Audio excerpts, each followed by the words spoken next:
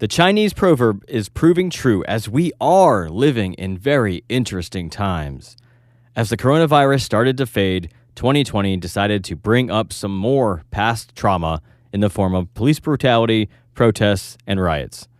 My initial intention was to discuss judgment and get into the effects of external and internal, but the conversation did become dominant and focused on the role that judgment is playing in this current scenario and what the energetic cost is for giving energies to this global chaotic event.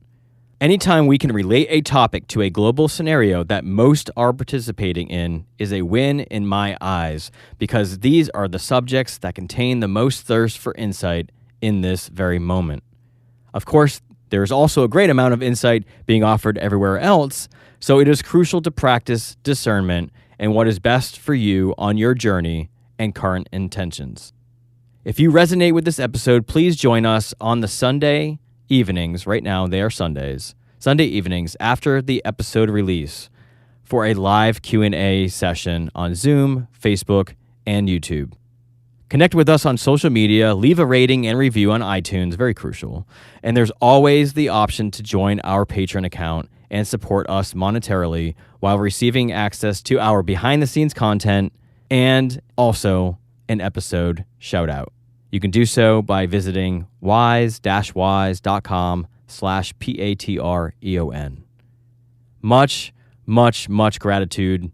I know we've all been going through so much this year. So we really, really appreciate you guys tuning in to every episode and doing the work on you. If we want to change the world, we must change the internal first. And with that, let's journey.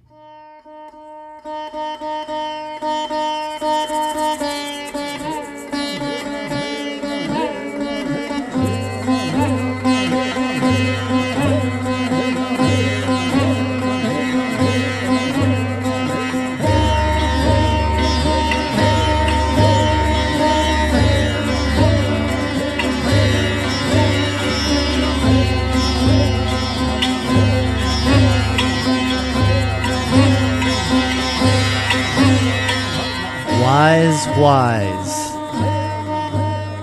With Aaron and Alexander. Uncovering our authentic self Through self-awareness, conscious communication, and emotional responsibility. One of the biggest and possibly the toughest skeletons in my closet to work on, Alexander, is or has been judgment. And I feel like I was able to work hard on eliminating judgment to external sources, because I did pick up on what the difference was between when I was judging somebody and when I was, I guess, what you would call assessing a situation to which gain. we want to really break down in this episode. Yeah, to gain info on the situation and learn from it, and it can be your teacher. But I feel as if all of that judgment that may have been split between my own personal judgment on myself and the outside world was then put all internal. And I feel like I'm always hard on myself as far as judging myself, and maybe when I fail at certain self-development principles that I feel like I have the knowledge to know what to do within my value system, and I fail at doing that, I feel like I can be very hard on myself. But maybe I'm not. So I want to get into this conversation and explain deeper on what goes on internally for me, and hopefully the people out there have similar experiences, and we can get to the bottom of what is judgment, what is assessment, and then what are we, or what am I doing internally, and how can I focus on not judging myself and work more towards that. Yeah, and first I want to start off with thanking everybody for joining us and sharing a little story that some of you have heard before, but me talking about when I received this teaching from one of my teachers, Sam, and I was seeking to find a teacher, and I was willing to travel to India. I was willing to travel to anywhere. And then that's when this concept was introduced to me that if you can assess your environment and what's going on and the roles that people are playing, and you can stay out of judgment, you can learn so much more exactly where you are in the life that you're living than potentially traveling far off and studying with a guru or some type of teacher in isolation.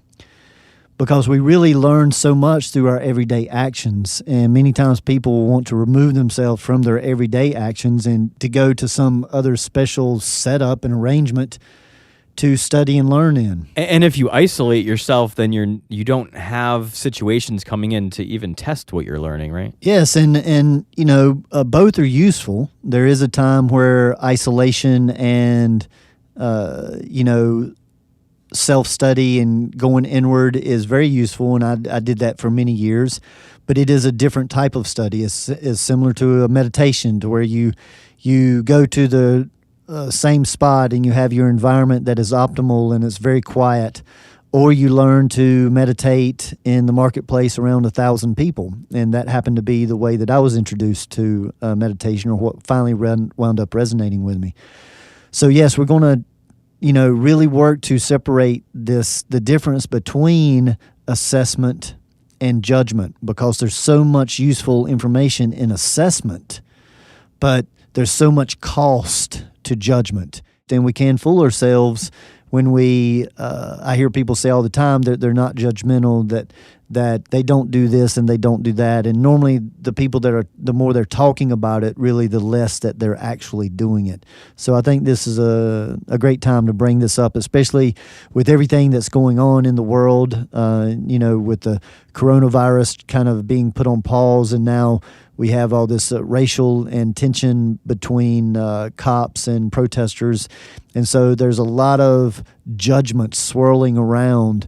And so this is an excellent time to be discussing everything that's been going on, maybe how we can heal some of this. So as we normally do at the beginning of our conversations, and what I try to do in my personal life, is if there are terms that may be loaded that you feel may have different perspectives and different meanings between you and the other person, and in our case, just a general defining. Can we go into defining what is judgment and what is assessment? Yes, okay. So right off the bat, we want to put judgment under the category of preference and assessment under the category of non-preference. Connected to this whole philosophy is our preferences cloud our ability to see something clearly. Just like if our body's inebriated, we respond differently, we take in information differently. And our preferences do that as well. It like puts a little shield or a cloud over what we're seeing. And so part of the biggest practice of this whole platform, or this whole philosophy, is learning to walk life in non-preference. And that doesn't mean that you don't ever have a preference, but we'll get into that explanation a little bit later. Right now, we want to bring this back around to judgment and assessment. So when I am experiencing something external, say that let's just give a scenario of sitting in an airport and waiting on my next flight and watching people, just people watching. And say that I hear a woman talking with a child and getting a little maybe aggressive or stern with the child, and say maybe the child is acting up and the mother's trying to manage or control the child. And so they're in this conflict, and I recognize this, and then say the mother says something to the child that I take in as a little bit possibly too far, that I feel that's borderlining on the edge of being traumatic. See, I'm in that situation, I'm judging that. I'm saying I don't approve with what is happening here. So now back that up and bring assessment into it, because sometimes it's hard for people not to get involved when judgment is there, because people want to correct when judgment is there. They want to fix things.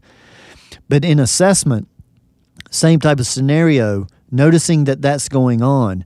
And in the assessment, being sure to keep out any preference, but paying attention to what the mother is saying, how it is affecting the child, how the child is responding, whether that is feeding the mother's discipline, the harshness, or softening it. Seeing how the exchange of energy between these two, and then drifting off of that and maybe looking at the person sitting beside the mother.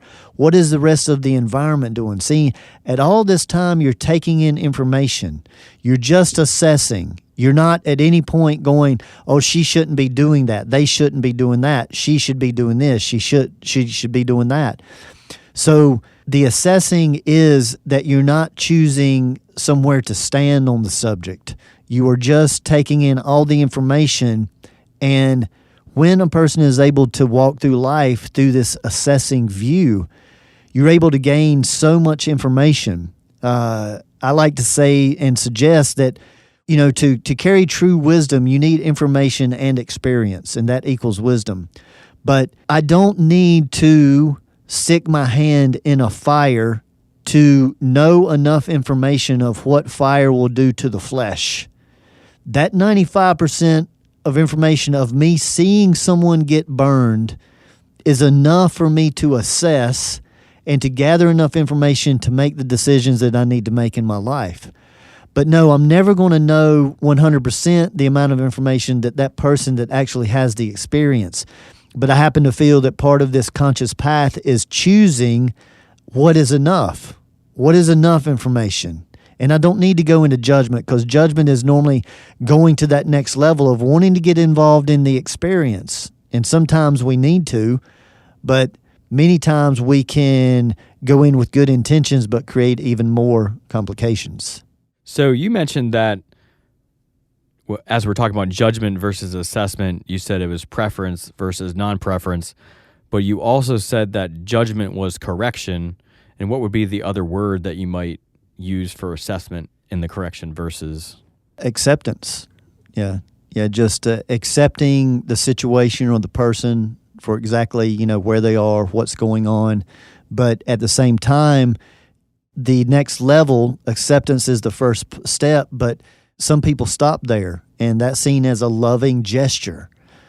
But when you're seeking to grow, to expand, you can go to that next level to truly assess the situation by taking all the parties involved equally and being able to look at them completely non-attached and just pay attention to how the energies are interacting in the conflict or the situation. Because that's, once again, from my perception, where the more subtle energy, the more subtle that we can recognize things, the sooner we make the adjustments, the less effect it has on the physical level. So we'll bring back in, again, we're always talking about the 5 different levels of the being: the physical, the mental, the emotional, the energetic, and the spiritual or religious. So we're always going to be intertwining all 5 of those levels, and this assessing assists all 5 of these levels to where judgment actually deteriorates all 5 of those levels. And it's such a slow deterioration. It's like a literal leakage of energy that most people spend their life in judgment a lot but don't really realize it. It becomes just part of their order of operation. And so normally, if a person doesn't feel like this strong conviction of conflict about something, they don't necessarily think that they judge it. But anything that you choose one thing over another, that's a type of judgment. Anytime that you think that somebody needs to do something different than they're doing, that's a judgment. It's more than just an assessment. Assessment doesn't need anything to be any different than it is. So, I mean, we could, just as an example, bring in what you were talking about, kind of like the police versus protesters type of thing, in regards to how judgment is placed in certain situations like this, where we're judging good versus evil. And I think that's just like a common trap in our society that we fall into often, or many of us do. Very much so. Yeah, and that we call that in this work duality. The the high side of that energy is polarity. That, see, these opposites have to exist on this plane. That's what keeps everything in so-called balance. So there's many people saying that the veil's being lifted and consciousness is being raised. But as you raise one, the other has to raise too. When you shine the light on the beauty, but you shine the light on the ugliness too. And that's what we're experiencing here. But it can create a beautiful transition time if it's seen that all of these, both sides of these coins are necessary. But if it's resisted, then it falls into duality. Now we have to have a winner. There has to be a winner here, and there has to be a loser. And what history has shown us is just a passing of the guard, so to say, of who's the winner. But there's always losers and winners. And so this is part of, whether you want to call it evolution or just what the way energy plays out, this seems to be the cycle that we're caught in. So yes, I do happen to feel that it is a time to change. Tens of thousands of years, that was the way. That was the masculine energy way. But now we're shifting into more of a feminine type of way, and that is to unite. It is to communicate. It is to come together and share our differences rather than trying to prove that one is better than the other. I don't just promote passivism, but most true work that sticks is done on an energetic level first, and a foundation is set, and then the physical forms, and then it lasts. But when we try to change things at the physical level first, as many people that's had surgeries and have to go back and have the surgery over sometimes 2 or 3 times, see, that's proof that the healing's not happening on multiple levels. It's only being fixed like a mechanic on the physical level, but it continues to be deteriorated. So I think that's what we're just seeing kind of in society right now, and that there is so much judgment, but very few people truly stepping back to assess the situation, see everybody's point of view, and take in all the information before trying to move forward with a solution. And unfortunately, we have to deal with a lot of the judgment and the separation views, and that's what our culture is really fighting right now. And I feel, from somebody who is trying to stay neutral among all of this chaos, I feel there's a lot of peer pressure to choose a side. And there's even a mantra out there that's being said that silence is violence. Mm-hmm. Yeah. And it's so funny because, like, to me, that reminds me of 1984 with the double speak or double think, where it's like, war is peace, freedom is slavery. So it's interesting that that polarity is being brought forth. I mean, it rhymes, so it's kind of fun to say. Mm-hmm. But to be honest, this does confuse me a little bit, because I do want to stay neutral, because I don't feel like I need to choose a side. I do feel like there's parts of both sides that have truth, and parts of both sides that need to be healed and looked at and listened. Like, both sides, there's something to be said and listened by both sides. And so, like, for somebody like myself who wants to remain neutral, can you give me like on an energetic level, can you back up my position on an energetic level, or maybe if I don't have a mindset that gels with overall energetic wellness, feel free to. No, I think this is a great point and a great time to bring this up, because I think we're going to get into just a little bit of semantics here, just because I know you, and I know that you do carry high intentions, and you do care about change and about equality and all of these values that I appreciate. So, I want to be careful that when we are talking about living in non-preference, or the term that you're using to stay neutral, that doesn't equate to being passive, that we are still being aware of the events that's going on. We're looking at underground news feeds and things that's just not on the normal media to try to get a more rounded view of what's going on. See, what some people can perceive as being silent and doing nothing, that you're part of the oppressor, that's not what is actually happening here. I agree with that if you just stick your head in the sand and pretend like nothing's going on. But just because you're not being vocal, just because you're not showing up to physically protest, does not mean that you're not playing a very intricate part in this overall very important transition that we're in. Just like any war that has armies, they have people that's on the front lines, but the people that are making the decisions about the front lines are sitting back, seemingly doing nothing. But they're gathering intel. They're getting the information, and then they are telling what the front line what to do.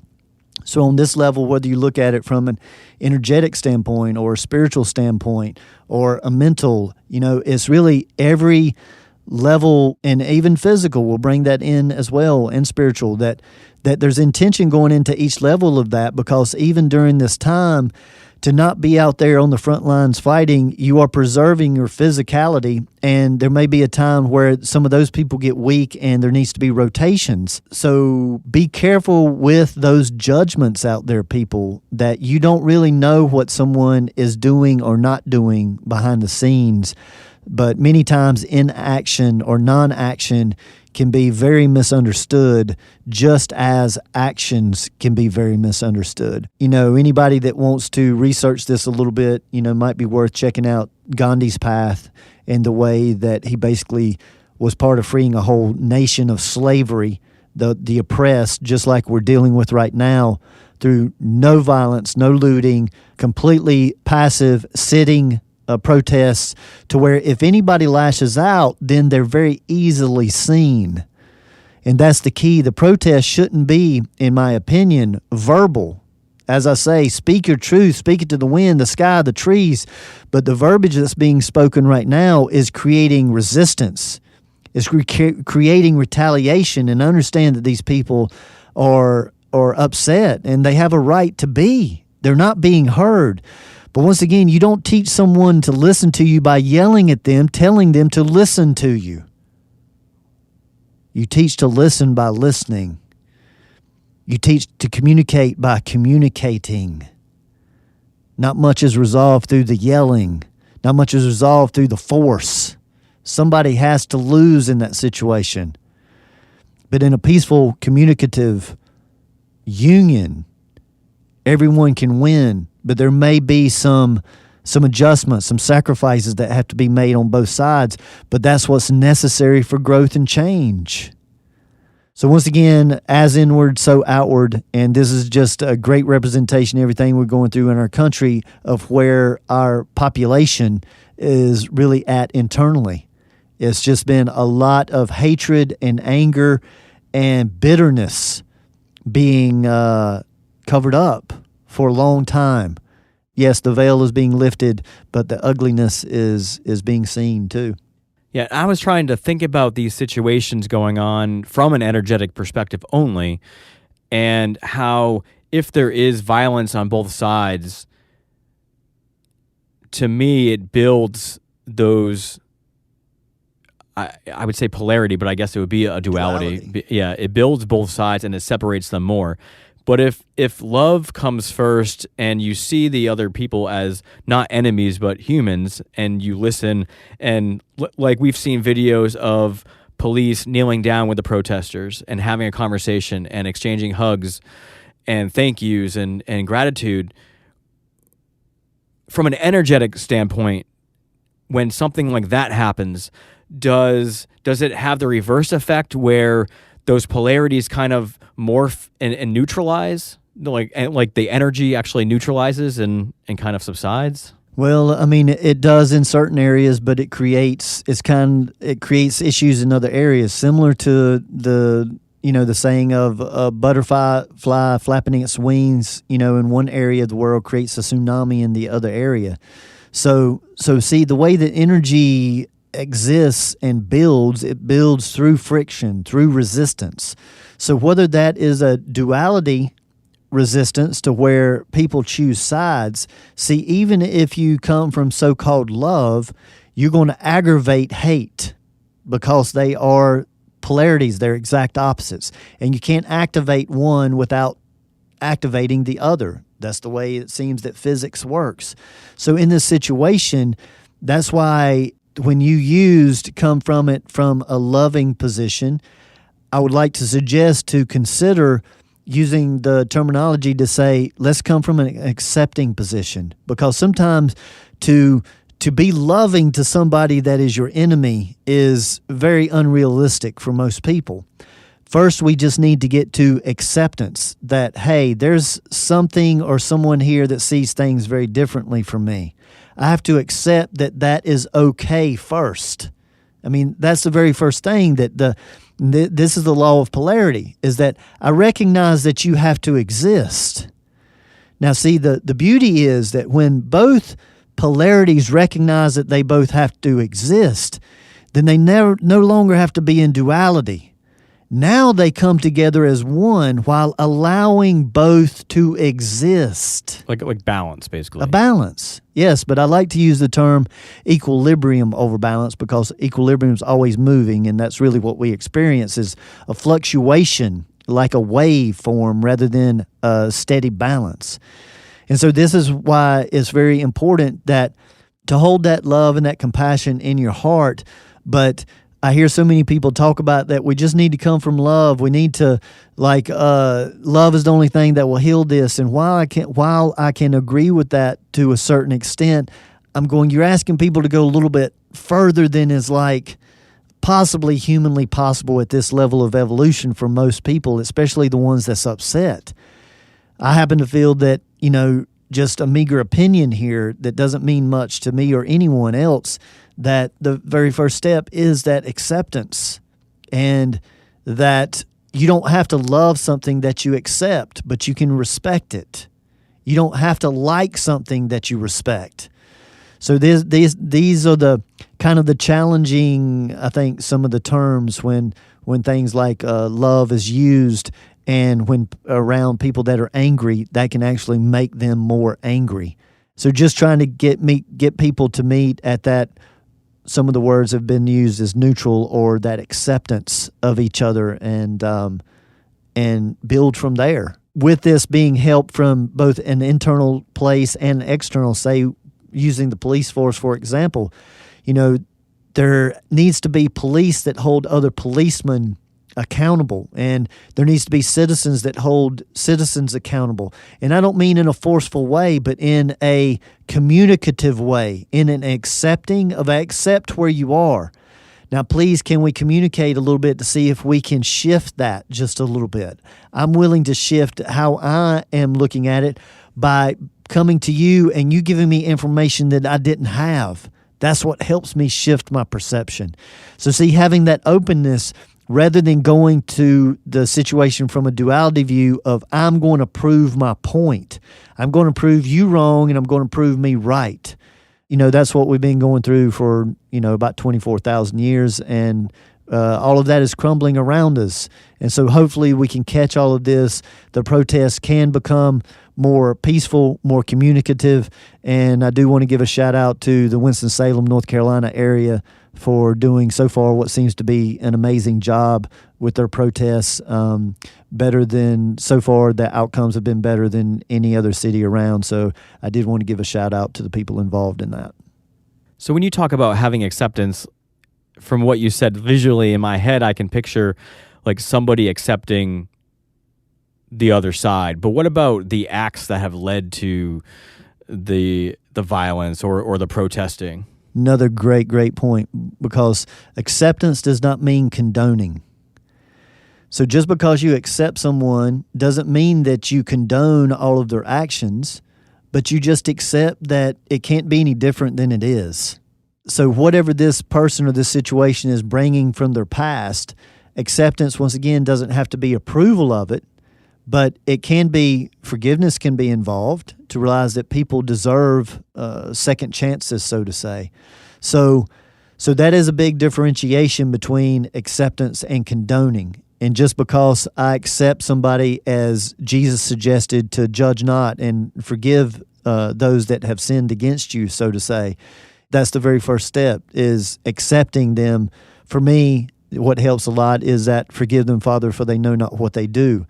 And I happen to choose to see through my perspective that anybody that I have viewed that has done me so-called wrong throughout my past, that really wasn't their intention. it hardly ever is a negative intention. Things are misconstrued, things are misunderstood. And that's what most of our battles in life is really around. Not intentional evil, not intentional negativity, but misunderstandings, miscommunications that trigger people and create emotional reactions that now that one explosion, one situation may define that person for the rest of their life. And that's just not fair. That's not fair. So I hope that helps to clear up that accepting someone or something does not mean that you condone their actions, but it means that you're willing to work with them. And if you try to work with somebody or a situation without accepting them for who they are or the situation for what it is, it's not likely to work out in the long term. So in our current reality, I'm not going to name names, group names, but in the last couple of years, there has been some groups pop up that are very emotionally charged, and I didn't know they existed until suddenly they existed. And it seems like you have one side that their mindset is that they have this judgment of the exact opposite of them. So they've chosen a side based on judgment, not wanting to accept or understand. And then suddenly that other side pops up just as strong. Right. And it's so funny. I wanted you to talk about the energy around when you choose a side, you're gonna experience, or most likely gonna experience that other equal energy. Yeah, and that's where how we display our energy external, that's plays a big role in what kind of confrontations we run into. And this is talking on a subtle level energy and how we attract people or situations into our life. So that's why a constant practice is so useful around structure and discipline, so that when the out of the ordinary happens, you're prepared for that. And that's why doing this work throughout every day and just practicing on all the little things prepare you for the big things. And those that aren't prepared get knocked off kilter. And many times they get sucked into the role of playing the front lines, of being out there in the physical world and having to deal with the repercussions of what they are putting out into the world and the slapback of the polarity that is going to be created. But in these situations, it's the duality. So that's why, anything that's done in extremes normally creates a disturbance in the force, so to say. But the extremes have to exist to know the middle. So the key is just not feeding the extremes. And so many people put their energy into staying frustrated at the extremes, that they're actually feeding it, rather than just not giving it attention, accepting that it exists. But I'm going to put my energy and my power into the counteractions of these extremes. I'm going to work in the middle ground here, and I'm going to help soften these extremes while accepting that they have to exist. They always have. They more than likely always will. So that's part of that acceptance, but I don't need to go to war with either one of the extremes. I just shine the light in the direction that I want things to be revealed. And then when somebody tries to bring that duality or that opposition to me, I can say, hey, my beef isn't with you. I'm not telling you you need to do anything different. I'm just trying to get more people on my team. If I shine the light the brightest here and show the middle way is much more interesting and rewarding than the extremes, then see, we just lessen the extremes and the power of the extremes. But I do happen to feel that the North Pole and the South Pole has to exist. The equator's in the middle. If any of those shifts slightly, everything is destroyed.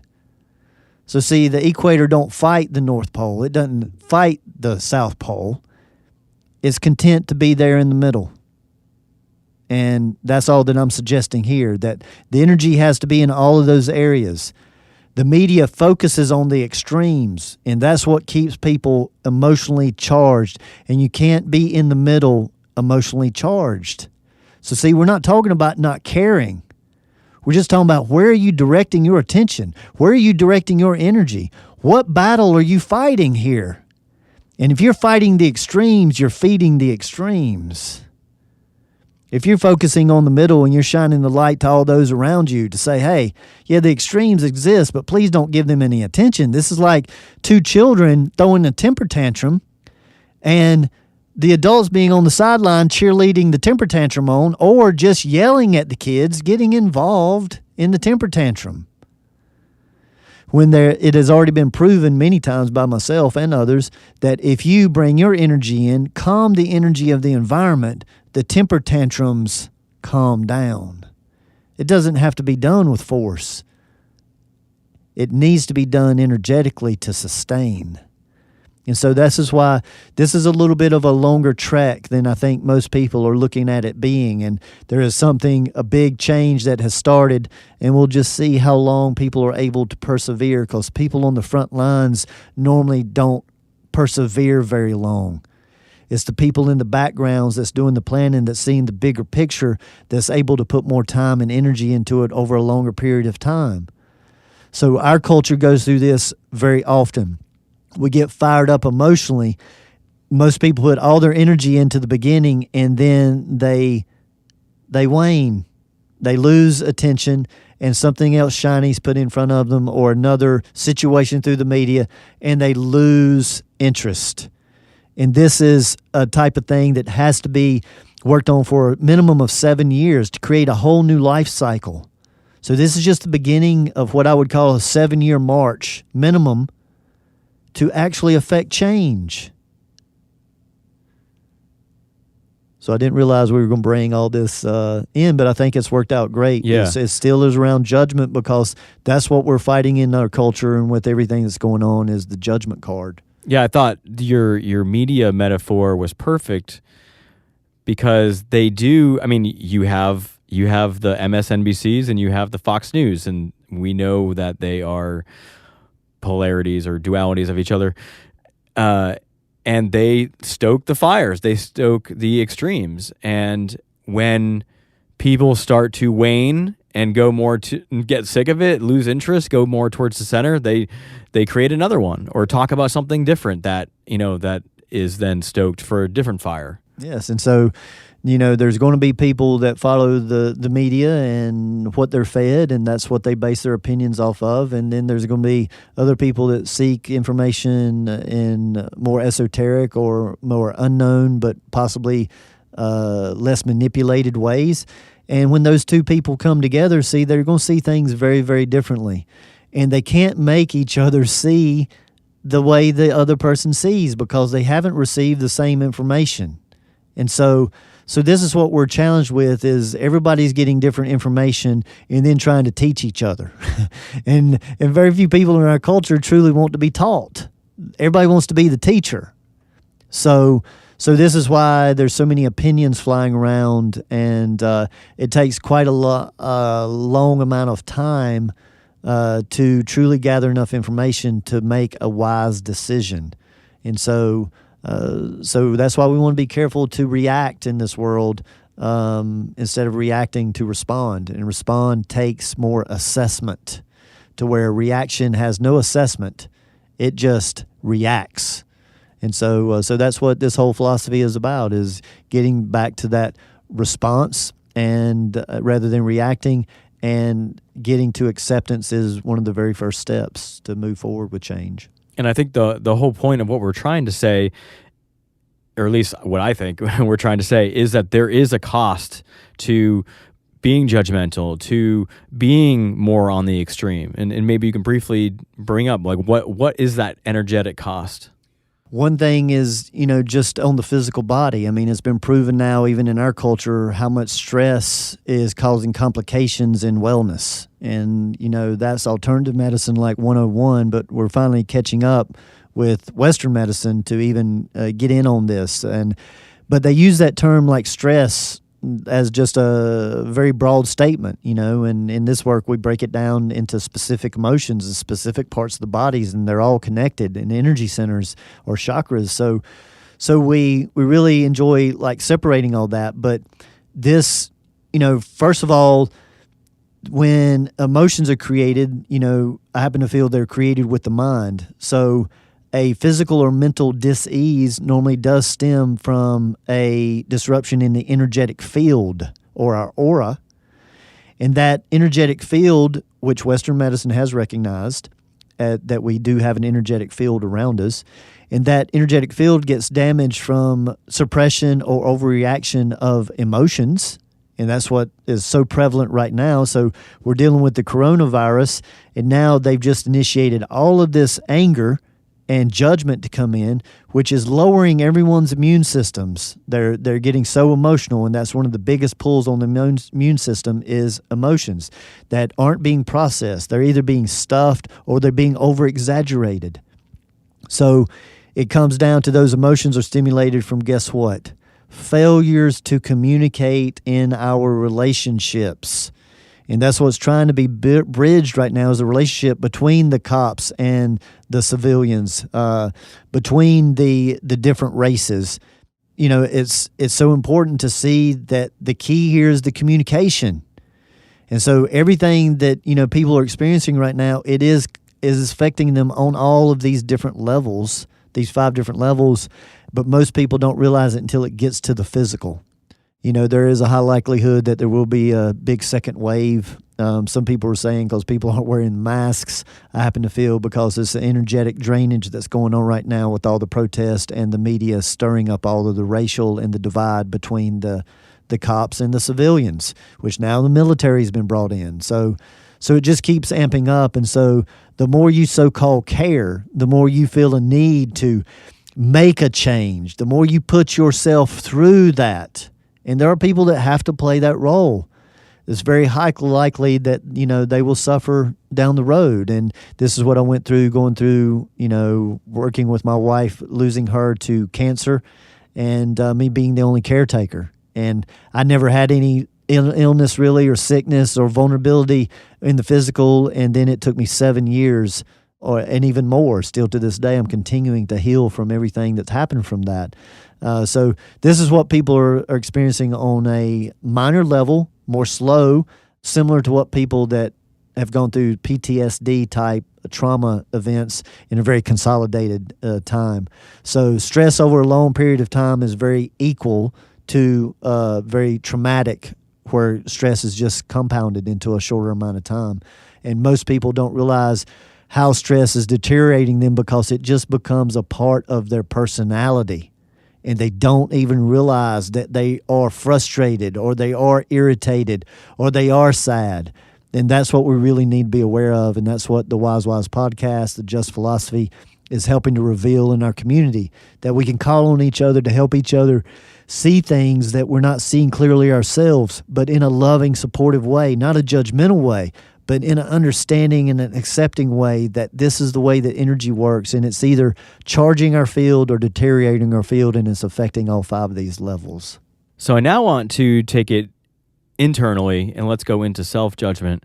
So when I feel like I failed at something, whether it's like in the moment, I know I failed, or in retrospect, I will usually internally kind of get frustrated with myself. But if I'm around another person and I've failed to them or in front of them, I tend to bring attention to it and be like, hey, you know, when you said this, I said this, but I really didn't like that I said that. I really should have said this instead. And maybe shed some light more on why that is that I felt that way, and why that was more like a more respectful thing to do for them. And I've had a few people tell me, oh, you're too hard on yourself. You know, you don't need to be that hard on yourself. You know, we all make mistakes. But to me, I'm like, I'm trying to be the best version of myself as possible. I appreciate you giving me a pass there, but this is just, you know, I feel like this is my level of accountability that I'm holding myself to, and it's not really me being hard on myself in a way. So I don't know if you can understand where I'm coming from in that, and if you have anything to add to that. Am I being too hard on myself? Because I don't want to be, and I think there is some detriment to being so hard on yourself or having a lot of self-judgment. But at the same time, I do want to hold myself accountable. So where is that line? Well, you know, great point. And I do want to point out that accountability and discipline does not have to be equated to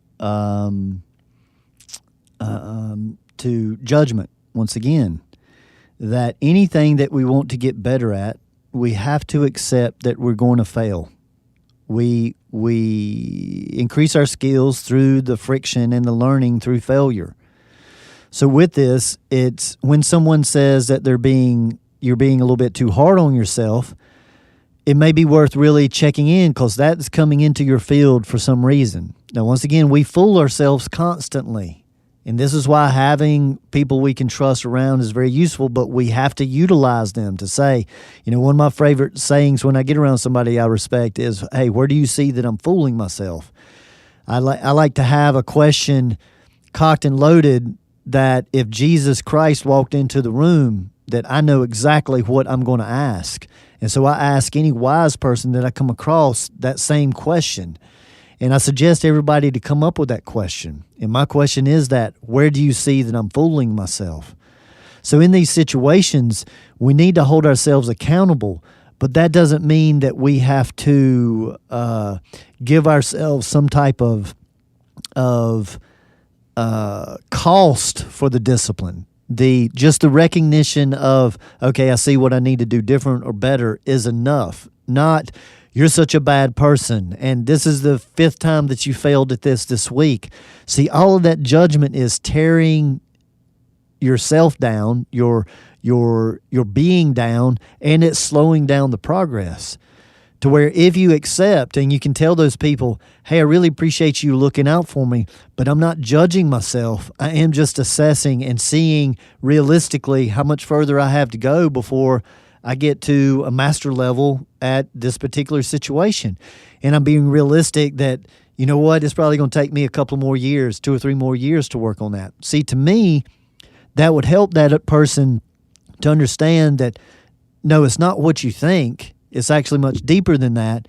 And I would love to share that with you because that could be useful to you. Because, see, part of the example that we need to set, holding yourself accountable.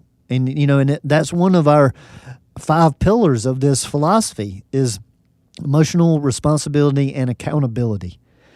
And this is one that many people will get challenged with. In that responsibility, in that accountability, we don't have to beat ourselves up. The discipline doesn't have to be a whipping, so to say. It can just be the acknowledgement of learning something different. But it is key that however we treat ourselves, whether we realize it or not, is a very good key of how we are treating others. Once again, whether we realize it or not. So that's why that reflection, even if someone brings it up, it's worth looking at. And in a past Q&A live session that we've done, this same kind of scenario came up, and I believe I asked, is there or could there be any information for that other person who's asking? Could they be asking because they don't want to hold themselves accountable to the same level that I am, and they feel the pressure because I am and they're around me? Especially with you carrying the throat chakra, and anybody that gets around you without the throat chakra in the human design we're talking about, you pull them to say things that maybe they wouldn't, to ask things. And so, yes, see, the message can be for them. That's why the gift of part of the determination of whether they get that gift or that lesson is how you respond. And as generators, both you and I are here to respond, to learn to respond. So that's why if somebody says, hey, you're being a little bit hard on yourself, and you just say, well, no, I'm not. See, that could be your truth, but it's a duality. You just created 2 different views, and there's not much that's going to be gained out of that. And if it continues, then defensiveness happens. To where if you acknowledge, you accept recognition, you go through the explanation of what you are learning, what you are doing, see, it educates them. It can inspire them, and you can actually help someone, possibly much better than telling them what they need to change and what they need to do. I think that's a great question. Yeah, so in a way, if you are doing the self-development work, obviously to work on yourself, but we've said, and I've even mentioned that, coming from the conspiracy realm, that almost like the greatest conspiracy for me throughout my experience has been the constant lead external and not internal. Yeah.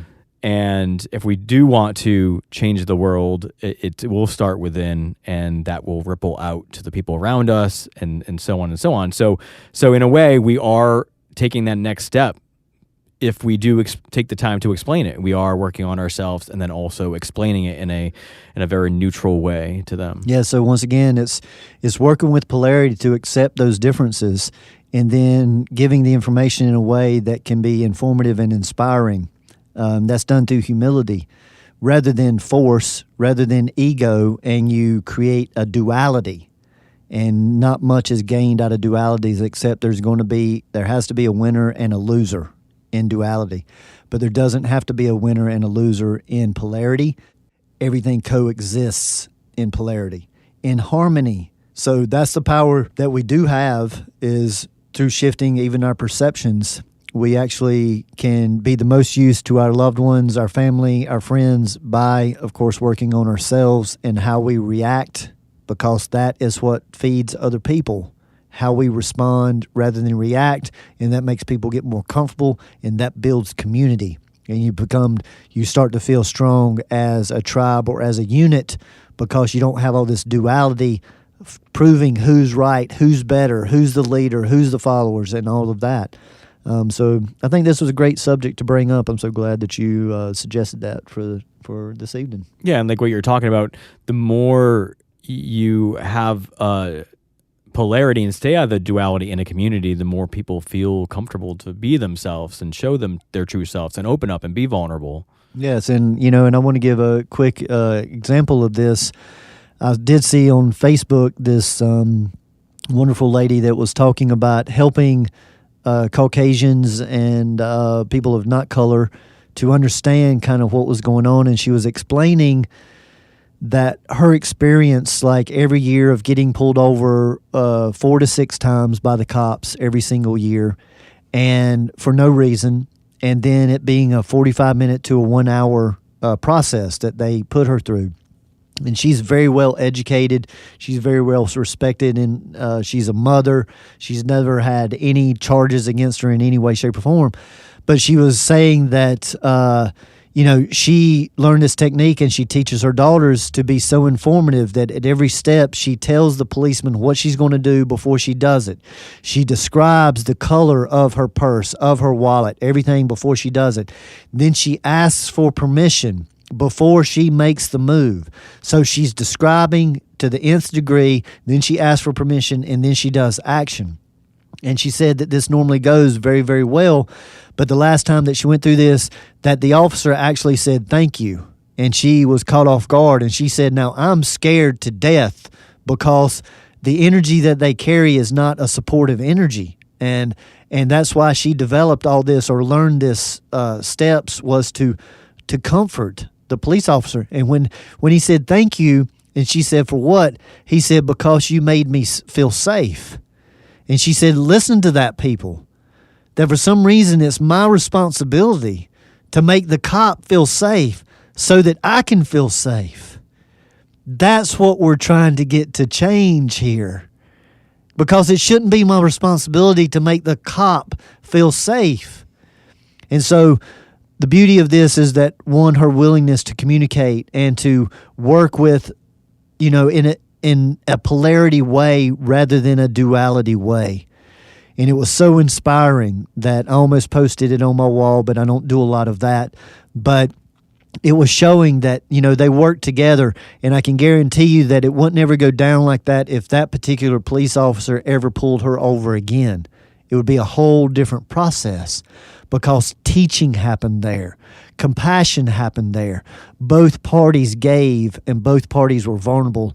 And, the unfortunate thing is that it was one person doing their job and getting paid for it, and the other person being very inconvenienced in their life.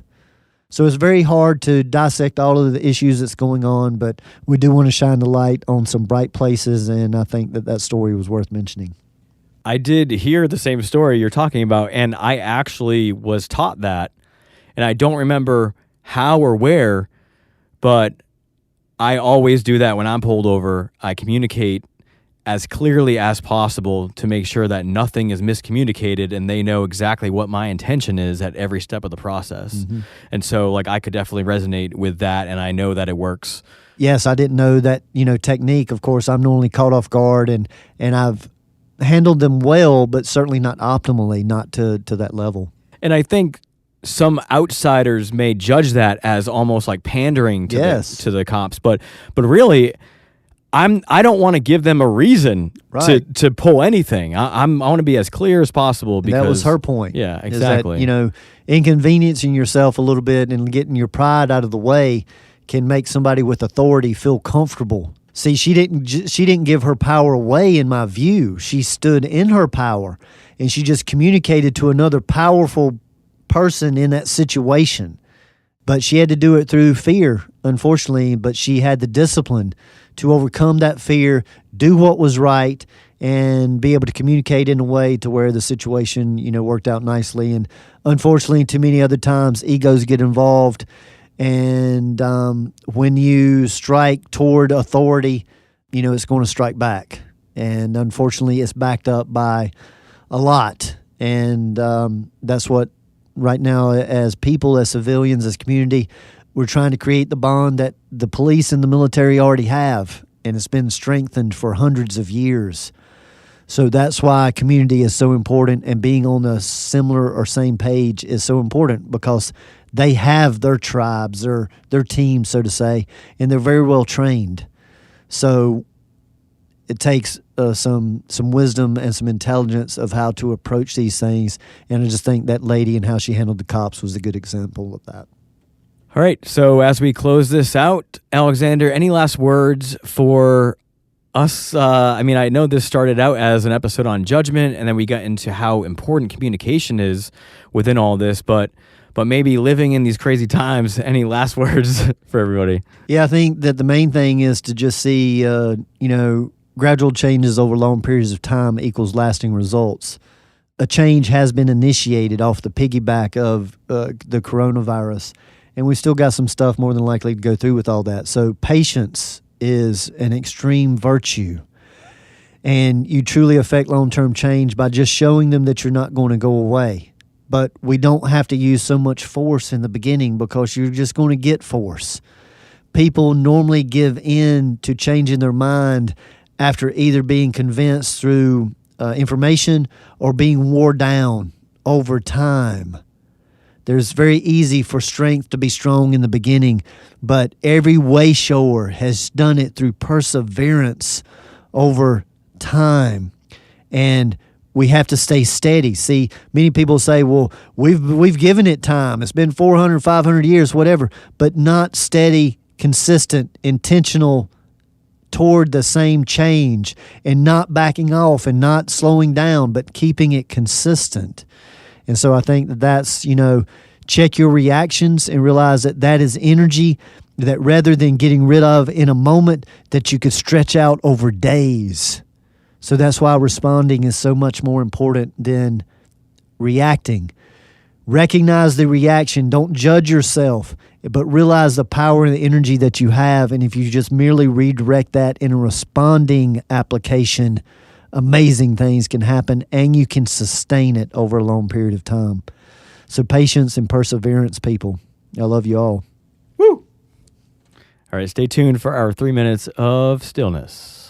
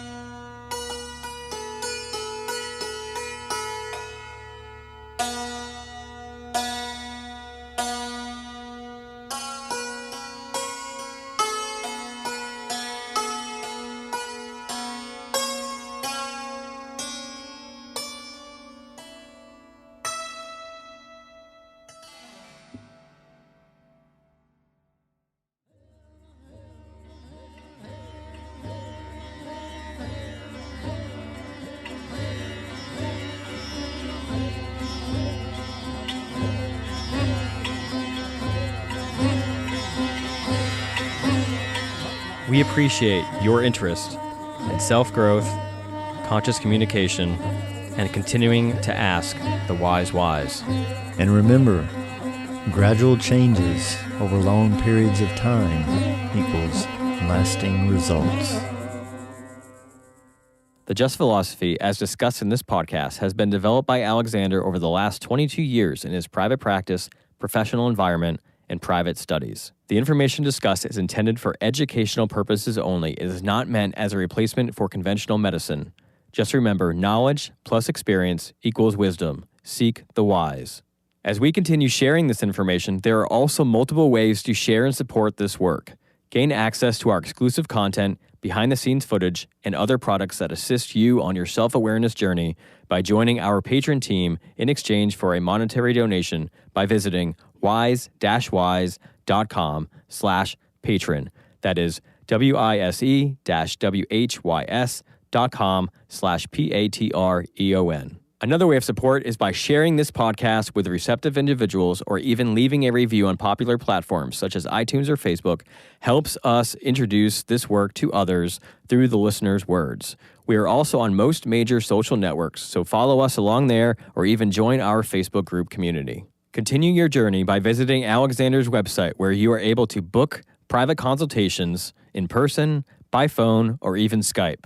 Know thyself better with human design and destiny card reports and readings, as mentioned in this podcast. View a calendar of his live performances and class schedule, peruse his other products such as shirts, CDs, and the revolutionary VibroTune sound vibrational therapy tables that assist with subtle energy alignments. So grab that keyboard and go to thejustphilosophy.com for those goodies. That's thejustphilosophy.com. And if you love the touch of a soft shirt with a message that will warm your heart in resonation, then check out my company, Verities Apparel, where I am a one-man band doing it all from design to physically printing the garment and sealing it all with a conscious touch. Just go to veritiesapparel.com, VERITEESAPPAREL.com. Thank you all for being a part of this journey with us.